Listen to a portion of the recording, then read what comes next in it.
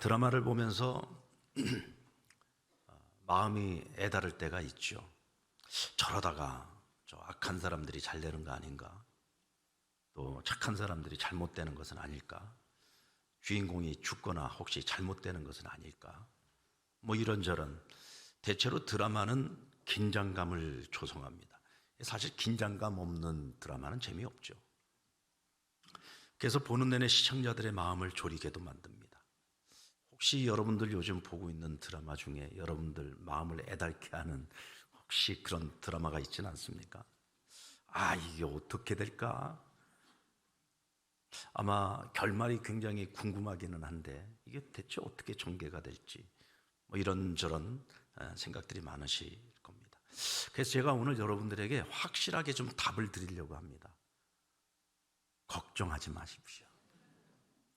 극 중에 나오는 악한 자가 아무리 똑똑하고 치밀한 계획을 세우고 기가 막힌 전략을 세워도요, 작가는 절대로 이기지 못합니다.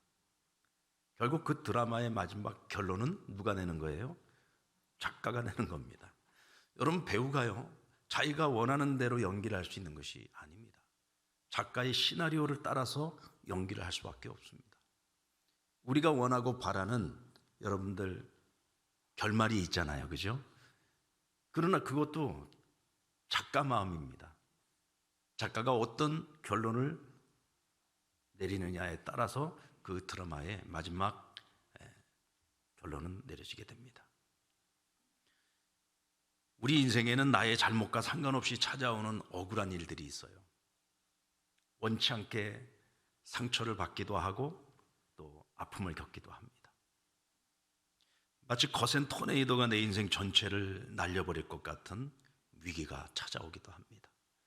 혹시 지금 현재 여러분의 삶에 그런 어려움들이 찾아와 있지는 않습니까? 풀지 못한 숙제 때문에 고민하고 있지는 않습니까? 그동안 풀어보려고 많이 애를 쓰고 노력을 했는데도 불구하고 여전히 벽을 바라보고 있는 것처럼 도무지 답을 찾지 못한 경우도 있습니까? 너무 낙심하지 마십시오. 너무 두려워도 마십시오. 더 나아가서 절망하지도 마십시오. 극중의 결론은 작가의 몫이듯이 우리 인생의 결론 역시 하나님의 몫입니다. 우리 인생의 과거와 현재와 미래, 이 모든 것을 알고 계시는 하나님께서 오늘 주의 자녀인 우리와 동행하고 계십니다. 나 홀로 걸어가는 인생길이라면 조마조마하고 불안하고 걱정하고 염려하면서 살아갈 수밖에 없지만 우리의 모든 것을 아시는 하나님께서 든든한 우리의 동행자가 되시는데 우리가 왜 낙심을 하고 염려하고 걱정합니까? 우리 예레미야 29장 11절 말씀을 같이 한번 읽어볼까요? 시작. 여호와의 말씀이니라 너희를 향한 나의 생각을 내가 아나니 평안이요 재앙이 아니니라 너희에게 미래와 희망을 주는 것이니라. 오늘 이 말씀은 하나님께서 이스라엘 백성들을 심판하시겠다는 거예요.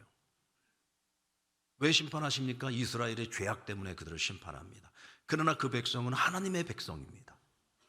그래서 하나님은 자기 백성을 심판하실 수밖에 없는데 그것이 너무 괴롭고 마음이 힘들어요.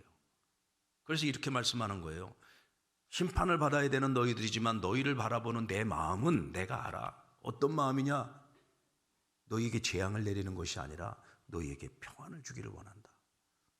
뿐만 아니라 너희에게 미래를 주기를 원하고 희망을 주기를 원한다는 거예요. 그럼 왜 자기 백성에게 재앙을 내릴 수밖에 없느냐? 지금 현재 이들의 이 모습 가지고는 미래가 없어요. 희망이 없습니다. 하나님을 떠나 있는 백성이잖아요. 수많은 선지자들을 보내어서 내게로 돌아오라 그렇게 오랜 세월 오랜 시간 동안 말씀하셨음에도 불구하고 이스라엘 백성들이 하나님께로 돌아가질 않아요. 그들의 죄악에서 돌이키지를 않습니다. 그러니까 아무리 하나님께서 그들에게 긍휼을 베풀고 자비를 베풀고 싶어도 그대로는 안 돼요. 그대로는 희망이 없어요. 여러분, 때로는 우리 인생에 어떤 문제가 있을 때 하나님 앞에 이 문제를 해결해 달라고 그렇게 기도하는데도 하나님이 문제를 빨리 해결을 안 해주세요. 왜 그럴까요? 이건 문제 하나 해결된다고 해결될 수 있는 문제가 아니에요. 근본적으로는 내가 변해야 되는 거예요. 내가 성장해야 돼요. 내가 성숙해져야 돼요. 내가 하나님 보시기에 합당해야 돼요. 나는 전혀 변화되지 않은 상태에서 내게 찾아온 문제만 해결된다고 해서 과연 그것이 내 인생의 근본적인 해결점이 될 수 있을까요? 그러니까 하나님께서 이스라엘을 심판하십니다. 왜요? 여러분들, 우리가 봄이 돼가지고 겨우내 얼었던 땅에 이제 새롭게 씨앗을 심으려면 어떻게 해야 됩니까? 그 단단하게 굳어있던 땅을 전부 다 갈아엎어야 되는 거예요. 그래서 그 안에 있는 속 안에 있는 속살, 다시 말하면 부드러운 흙을 전부 다 바깥으로 끄집어내야 되는 겁니다. 그래서 씨앗을 심으면 줄기가 나고 열매를 맺을 수 있도록 부드러운 밭을 만들어야 되는 거죠. 현재 모습대로 안 되니까 하나님께서 재앙을 내리셔서 그들을 싹 다 갈아엎어가지고 나중에는 하나님의 어떤 말씀을 심어도 30배, 60배, 100배 열매를 맺을 수 있는 부드러운 밭으로 갈아내기 위해 하나님 그들을 심판하실 수밖에 없었다는 거예요. 내가 너희를 심판하지만 내 마음은 재앙이 아니라 평안이야. 너희에게 평안을 주는 거야. 너희에게 미래와 희망을 주기를 원하는 거야 라고 말씀하시는 겁니다. 자기들 죄 때문에 하나님이 심판하는데도 하나님은 이렇게 자기 백성들을 보실 때마다 긍휼히 여기시고 불쌍히 여기시고, 또 그들이 겪어야 될 그 재앙을 생각하면 하나님 마음은 찢어지듯 아프고 괴롭고 힘드신 거예요. 그게 여러분 하나님 아버지의 마음입니다. 원수들의 계략에도 불구하고 끝까지 하나님을 경외하기로 마음을 먹고 예루살렘 쪽에 창문을 열어놓고 하루에 3번씩 꾸준히 기도했던 다니엘을 생각해 보십시오. 결국은 다니엘은 그것 때문에 사자굴 속에 들어갑니다. 근데 여러분, 사자굴 속에 들어간 다니엘, 끝까지 하나님을 믿고 끝까지 하나님을 경외하기로 뜻을 정한 다니엘, 하나님은 그 다니엘을 위해서 그 사자굴 안에서 무슨 드라마를 만드셨습니까? 사자들이 입을 전부 다 막아버리셨어요. 그 굶주린 사자들이 다니엘 앞에서는 마치 순한 어린 양처럼 변해버립니다. 아무래도 거기는 다니엘이 무덤이 될 줄 알았는데 그 사자굴이 다니엘에게는 쉼터였던 겁니다. 그동안 그 정적들이 그냥 다 이 다니엘을 갖다가 어떻게라도 괴롭히고 어떻게든 그를 죽이려고 그냥 몸부림을 쳤잖아요. 그동안에 얼마나 스트레스 많이 받고 신경 많이 썼겠습니까? 그런데 사자굴 속에 들어가서 편안하게 쉬는 거예요. 왜요? 하나님이 함께 하시니까. 하나님이 함께 계시기 때문에. 자기 혼자 들어가 있는 게 아니잖아요. 하나님이 함께 들어가 계시는 거잖아요. 근데 오히려 우리 밖에 있었던 사람들, 야, 이제 다니엘은 저 사자밥이 돼서 저 다니엘의 무덤이 되겠구나. 그래서 이른 승리에 그냥 자축을 하고 있었던 사람들은 어떻게 됐습니까? 다음날 해가 밝자마자 전부 사자굴에 던지어져 갖고 다 죽음에 이르게 됩니다. 여러분, 우리 인생의 승패는요, 우리에게 주어진 상황에 있는 것이 아니에요. 하나님이 누구 편인가? 천지만물을 창조하신 하나님, 역사를 주관하시는 하나님, 우리 인생의 과거, 현재, 미래까지 다 하시는 하나님, 우리 인생의 극작가가 되시는 그 하나님, 그 하나님이 우리와 동행하는 한 승리는 우리의 것인 줄로 믿습니다. 자, 오늘 함께 읽은 시편 118편의 저자는 다윗입니다. 다윗은 우리가 잘 알고 있는 것처럼 인생의 산전수전 공중전까지 다 치러본 사람이죠. 아주 험악한 세월을 살았습니다. 그런데 그 인생의 마지막에 쓴 시편 23편의 내용을 보면은 여호와는 나의 목자시니 내게 부족함이 없다라고 고백을 합니다. 여러분, 어떻게 부족한 것이 없습니까? 여러분들 예수 믿고 지금까지 믿음 생활 하시면서 여러분들에게 부족함이 없었나요? 아, 나는 예수님 한 분이면 충분하다, 난 부족한 거 없다, 손 들어보십시오. 한 분도 없네. 어떻게 한 사람 가끔 가다가 자다가 졸다가 그래도 이렇게 손 드시는 분들이 있더라고.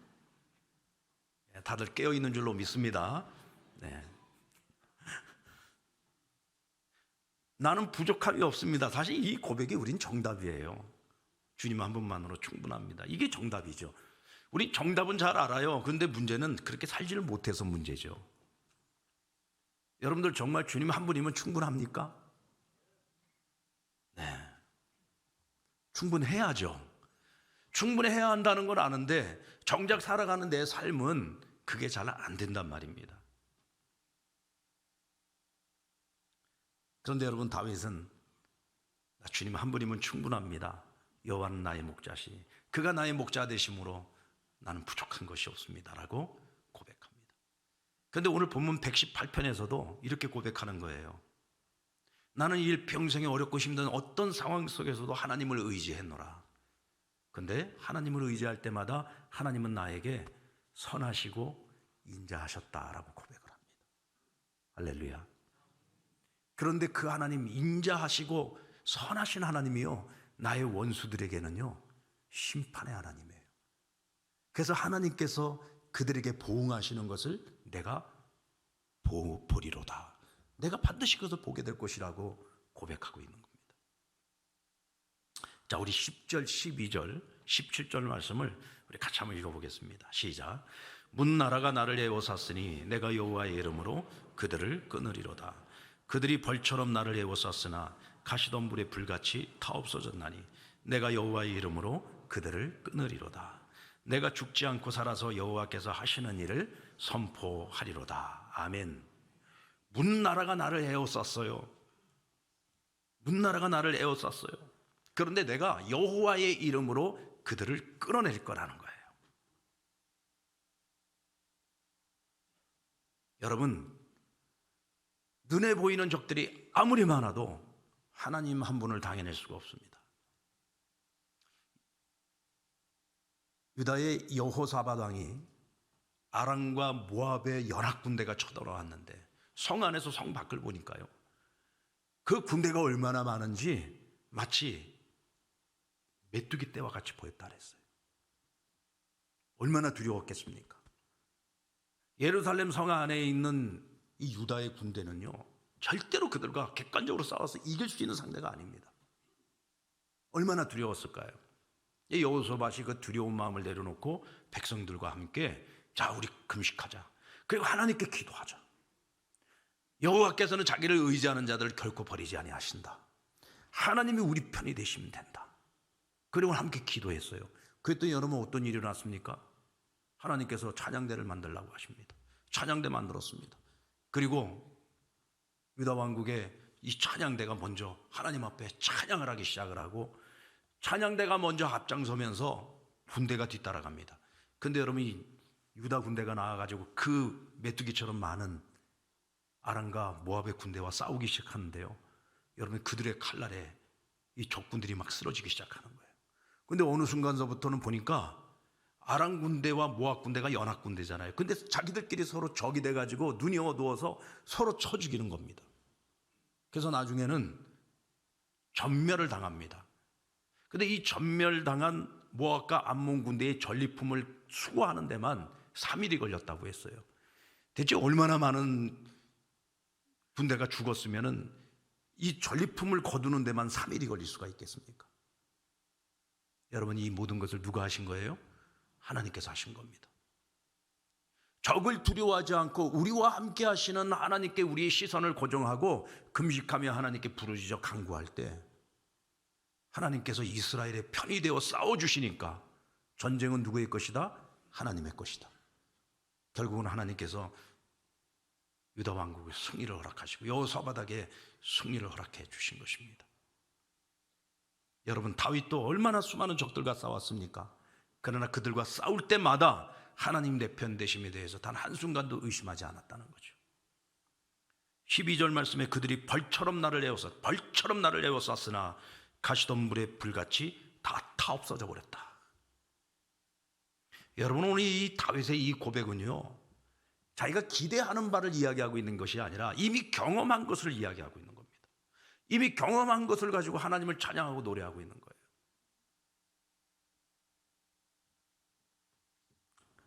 사랑하는 여러분, 다윗이 이와 같은 고백을 할 수 있는 것은 하나님이 내 편이심에 대해서 조금도 의심하지 않았기 때문에 가능한 일입니다. 여러분들, 하나님이 내 편이심을 믿으시기 바랍니다. 6절 말씀, 여호와는 내 편이시라 내가 두려워하지 아니하리니 사람이 내게 어찌할까? 하나님이 내 편이시면은요, 사람이 어찌할 수가 없어요. 왜? 하나님이 사람들로부터 막아주시기 때문입니다. 7절 말씀, 여호와께서 내 편이 되사 나를 돕는 자들 중에 계시니 그러므로 나를 미워하는 자에게는 보응하시는 것을 내가 보리로다.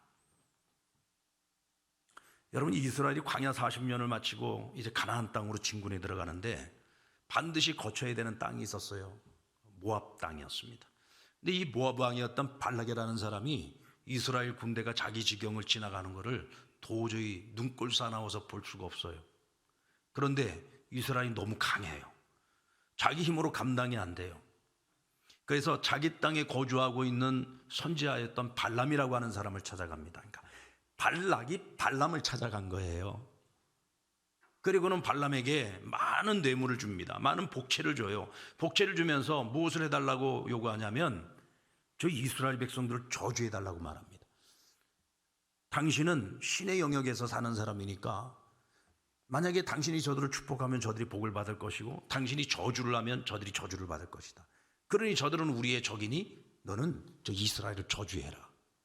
돈은 얼마든지 줄게. 근데 여러분, 이 발람이라는 사람이요, 선지자인데도 돈을 좋아해요. 돈 많이 주겠다고 하니까 혹해가지고 이스라엘을 저주하려고 하는데 하나님이 나타나셔서 말씀하십니다. 야, 건드리지 마. 저 이스라엘은 내 백성이야. 저들은 복받은 민족이야. 너가 만약에 저를 저주하면은 그 저주가 너에게로 돌아갈 거다. 발람이 얼마나 두려웠겠습니까? 발람 왕에게 난 못합니다. 하나님 나에게 직접 말씀하셨습니다. 저들 괜히 잘못 건드렸다가 내 인생 쪽납니다. 그리고 못한다고 한 거예요. 그런데도 계속 뇌물 공세를 하니까 더 많은 복채 준다고 하니까 나귀를 타고 발락에게로 가는데 이번에는 하나님께서 나귀를 통해서 발람에게 말씀하십니다. 어리석고 미련한 자야. 한낱 나귀도 주의 사자를 알아보는데 너는 어떻게 사람이 돼가지고 선지자가 돼가지고 그것도 뭐 알아보지 못하느냐고. 나귀한테 책망을 듣습니다. 그런데도 발락에게 가요. 그리고는 또다시 이스라엘을 저주하려고 하는데 이번엔 어떻게 하십니까? 하나님께서 발람의 입술로 저주하는 말을 축복하는 말로 바꾸어 버립니다. 왜요? 이스라엘은 하나님 자기 백성이기 때문에 그렇습니다. 여러분, 하나님의 자녀는 복의 근원입니다. 그래서 하나님의 자녀를 축복하면 그에게도 축복이 임하고 하나님의 자녀를 저주하면 그 저주가 자기에게로 돌아가는 거예요. 여러분, 우리 이렇게 복된 백성이라는 사실을 잊지 마시기 바랍니다. 민수기 22장 12절 말씀 우리가 꼭 기억해야 되는 것이 하나님이 발람에게 이르시되 너는 그들과 함께 가지도 말고 그 백성을 저주하지도 말라. 그들은 복을 받은 자들이다 그랬어요. 하나님의 백성은 하나님께 복을 받은 자들입니다. 여러분, 하나님의 자녀인 우리는 하나님께 이미 복을 받은 자들입니다. 여러분들 하나님께 복 달라고 기도하지 마세요. 하나님 복 주세요, 복 주세요. 그러실 필요가 없어요. 왜? 우리는 하나님의 자녀로 택함을 받고 하나님의 자녀가 되는 그 순간부터 이미 우리는 복 받은 하나님의 자녀들인 거예요. 아멘. 우리는 하나님께 복을 구할 필요가 없어요. 이미 하나님은 우리를 복을 주셨어요. 우리는 그 복을 믿음으로 누려야 되는 거예요. 내가 믿기만 하면 그 복을 우리는 누릴 수 있어요. 그런데 문제는 우리가 그걸 믿지 못해요. 그러니까 맨날 하나님께 복 달라, 복 달라, 복 달라고만 요구하고 있지 복을 누리지를 못하고 있는 거예요. 어떤 사람이 복을 누릴 수 있습니까? 내가 하나님의 자녀라는 사실, 난 이미 하나님께 복을 받은 백성이라는 사실, 이것을 기억하고 언제나 그 하나님은 내 편이라는 사실을 잊지 않는 것입니다. 믿습니까? 윈스턴 처칠은 2차 세계대전이 마치고 독일의 비행기들이 와가지고 이 런던을 갖다 완전히 그냥 융단 폭격을 해버렸습니다. 그래서 이게 런던에 제대로 뭐 남아난 것이 없어요. 다 파괴가 돼버렸습니다. 영국 사람들이 다들 얼마나 실망과 좌절에 빠졌겠습니까? 한날은 옥스퍼드 대학에 이제 졸업식에 처치를 갖다가 초청을 했어요. 그리고 축사를 해달라고 했는데 그에게 주어진 시간이 30분이었습니다. 근데 30분 동안 처칠은 딱 두 마디만 계속 외쳤습니다. Never give up. Never give up. 포기하지 마세요. 포기하지 마세요. 포기하지 마세요. 포기하지 말라는 말만 30분 동안 외쳤습니다. 처음에는 사람들이 뭔 말이야? 연설은 안 하고 왜 자꾸 포기하지 말래? 대체 뭘 포기하지 말라는 거야? 그러나 계속 30분 동안 포기하지 말라는 처칠의 말을 듣고 영국 국민들의 마음속에 그동안 우리가 얼마나 좌절하고 낙심하고 포기하고 있었는지를 깨닫게 됩니다. 여러분, 기독교 역사를 보면은요, 기독교인들은 가장 힘들고 어려웠던 그 순간에 그들은 더 용기를 냈습니다. 그리고 위기를 기적으로 만들어냈어요. 영국 국민들은 이 처칠의 이 연설을 듣고 또 옥스포드 대학의 그 졸업생들이 그날 그 연설을 들으면서 그들의 마음속에 영국을 재건해야 되겠다. 전쟁이 끝난 이 영국, 폐허가 되어버린 이 영국을 우리가 다시 재건하겠다. 하나님이 우리와 함께 하시면 우리가 못할 것이 무엇이겠는가. 그들이 다시 용기를, 다시 힘을 내어 영국을 다시 재건하게 된 겁니다. 여러분들 혹시 어떤 일들을 포기하고 싶은 마음이 있습니까? 내가 과연 이걸 할 수 있을까? 어쩌면 시도를 해보기도 전에 스스로 포기해버린 일은 없습니까? 현재 내게 주어진 어떤 상황을 보고 환경을 보면서 미리 포기해버린 적은 없습니까? 하다 아유 안 돼, 이제 더 이상 못하겠어, 포기해버린 적이 있습니까? 혹시 여러분들 지금 포기하고 있지는 않습니까? 하나님이 내 편이심을 믿는다면 그 사람은 절대로 포기해서는 안 됩니다. 여러분, 포기하지 마십시오. 하나님이 우리와 함께 하시면 능치 못함이 없습니다. 하나님이 내 편 되심을 믿는다면 이제는 우리가 해야 될 일이 있습니다. 내가 하나님 편이 되는 겁니다. 암만 하나님께서 내게 손을 내밀어도 내가 그 하나님 손을 맞잡지 않으면 우리는 하나님의 능력, 하나님의 권능을 전혀 경험할 수도 없고 사용할 수도 없습니다. 내가 하나님께 손을 뻗쳐서 이제는 내가 하나님 손을 맞잡아야 됩니다. 8절로 9절 말씀, 여호와께 피하는 것이 사람을 신뢰하는 것보다 나으며 여호와께 피하는 것이 고관들을 신뢰하는 것보다 낫도다. 하나님의 편이 된다는 것은 무엇을 의미하냐면 전적으로 하나님을 의지하는 거예요. 사람을 의지하지 않고 하나님을 의지하는 것입니다.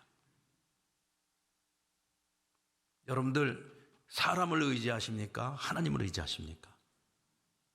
우리 정답은 늘 안다니까요. 정답은 알고 있어요. 하나님을 의지하는 것이 정답이라는 걸.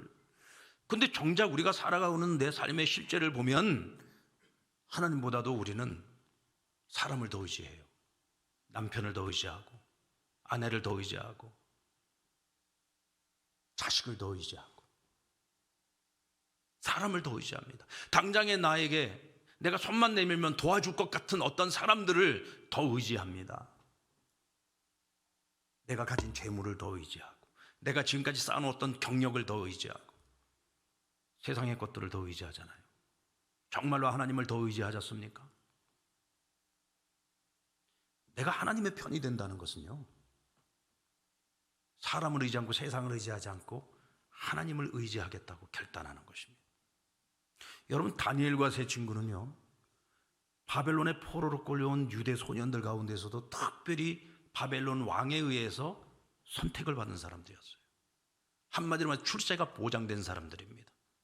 바벨론 왕국, 당시 전 세계를 지배하고 있었던 대제국 바벨론의 왕궁에서 최고의 교육을 받을 수 있는 기회가 주어지고 왕이 주는 음식을 먹으면서 그들은 이 왕궁 학교로 졸업만 하면 바로 바벨론의 관료가 되는 출세가도의 길이 활짝 열려 있었단 말이에요. 그런데 다니엘과 세 친구는 마음의 뜻을 정합니다.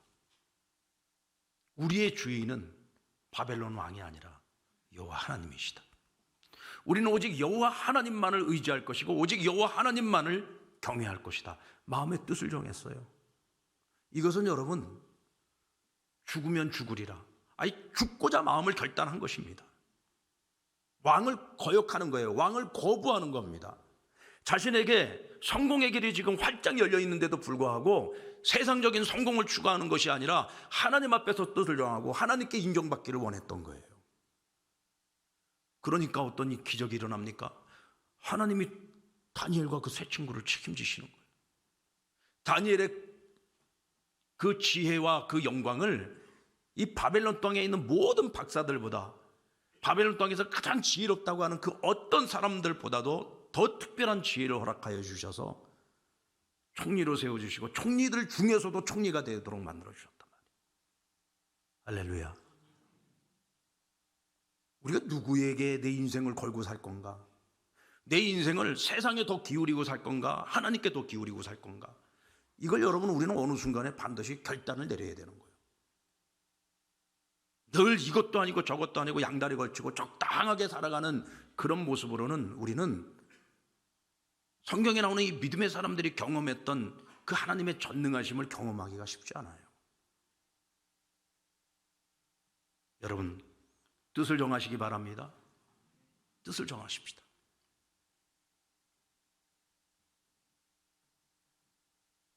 오늘 17절 말씀에 보면 내가 죽지 않고 살아서 여호와께서 하시는 일을 선포하리로다 그랬어요.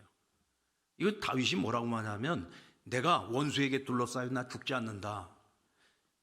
죽지 않는데 그 죽지 않으려는 이유가 뭐냐? 여호와께서 하시는 일을 선포하기 위함이라는 거예요. 여러분, 다윗은요, 사는 것이 목적이 아닙니다.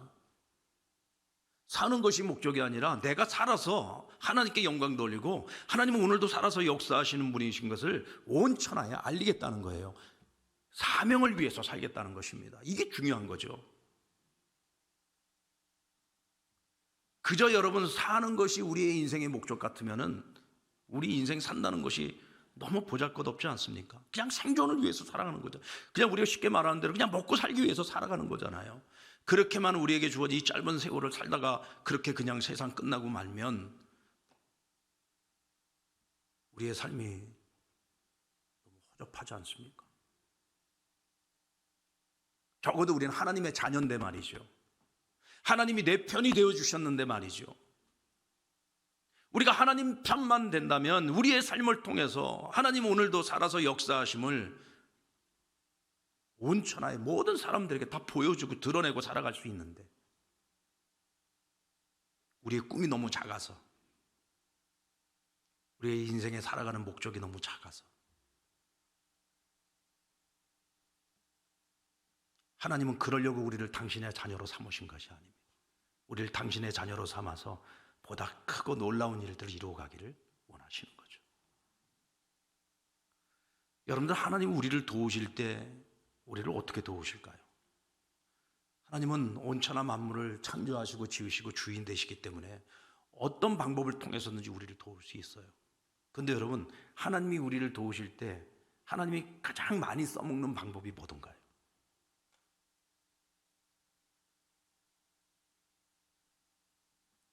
여러분, 하나님은요, 사람을 통해서 우리를 도와주십니다.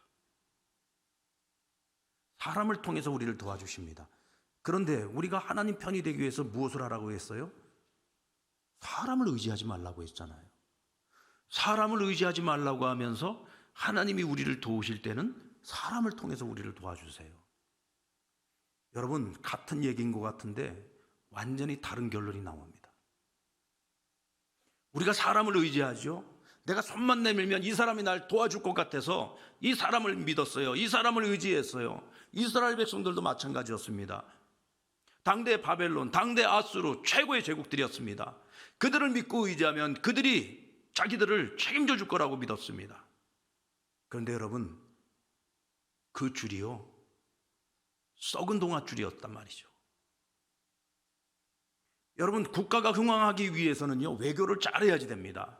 대한민국도 이 격변하는 이 세계 정세 속에서 외교를 잘해야 돼요. 우리가 대체 누구와 손을 잡아야 되느냐, 이거 결단 잘해야지 됩니다. 그런데 우리는 이 나라하고 우리가 손잡으면 우리가 잘 될 것 같아. 그래서 그들과 동맹을 맺었는데 나중에 이 동맹이 우리 뒤통수 칠 수도 있는 거죠. 그래서 여러분, 우리는 우리의 생각과 우리의 판단을 가지고서 사람을 의지하거나 어떤 나라를 의지하는 것이 아니라 하나님을 의지합니다. 하나님, 우리는 하나님을 의지하겠습니다. 그러면요, 하나님께서 우리로 하여금 썩은 동아줄을 잡게 하시는 것이 아니라 생명의 동아줄을 잡게 해주십니다. 하나님께서도 외교하시는 분이에요. 하나님이 외교를 하시는데 우리로 하여금 누구와 손을 잡게 만드시느냐면 옳은 사람과 손을 잡게 만드세요. 선한 사람과 손을 잡게 만드십니다. 우리에게 유익이 되는 사람들, 유익이 되는 나라와 손을 잡게 만들어 주십니다. 하나님이 인도하시고 하나님이 책임을 지시면은 어떤 누구와 손을 잡아도 그것이 썩은 동아줄이 아니라 생명의 동아줄이 될 수 있는 거예요. 그런데 스스로 지혜롭게 여기고 하나님을 의지하지 않고 자기 생각과 자기 판단만 가지고서 사람을 의지하려고 하면은 우리는 내가 의지하려고 했던 그 사람, 그 나라에게 뒤통수 맞습니다. 같은 길 걸어가는 것 같아도 전혀 다른 길을 걸어가는 것이고 전혀 다른 결과를 얻게 되는 겁니다. 사랑하는 여러분, 하나님께서 저와 여러분에게 좋은 만남의 축복을 주시기를 원합니다. 좋은 만남의 축복을 주시기를 원합니다. 그러려면 여러분 하나님을 의지하셔야 됩니다. 여러분이 하나님 편이 되셔야 됩니다. 이제 더 이상 스스로 지혜롭게 여기지 마십시오. 여러분들의 생각과 여러분들의 판단 가지고 세상에 그 어떤 것도 의지하지 마십시오. 팀 켈러 목사님이 뭐라고 했습니까? 내가 이것만 가지면 내가 행복해질 것 같아. 내가 이것만 가지면 안정적일 것 같아. 이게 전부 다 뭐예요? 우상이에요. 그래서 하나님께서는 일부러 이것을 치십니다. 저도요, 인생 살아오면서 가만히 뒤돌아보니까 그렇더라고요. 내가 정말로 믿었던 사람, 내가 정말로 이 사람한테 의지하면 이 사람이 진짜 나를 도와줄 거야, 나 책임져 줄 거야 라고 생각했던 그 사람들에게 도움받아 본 적 별로 없습니다. 전혀 예상치 못했던 곳에서, 전혀 생각지도 못했던 사람을 통해서 도움받을 때가 훨씬 더 많았어요. 왜 그렇게 하실까요? 이왕이면 내가 믿고 의지하고 이 사람이라면 확실히 나를 도와줄 거야 라고 생각했던 그 사람을 통해서 도와주셔도 되는데 왜 하나님은 이 사람들은 등 돌리게 만드시고 전혀 생각지도 못했던 사람들이 도와주게 만드시는 걸까요? 우리로 하여금 하나님 바라보게 만드시려고 하는 거예요. 너희들 생각 갖고 하지 말라는 거예요.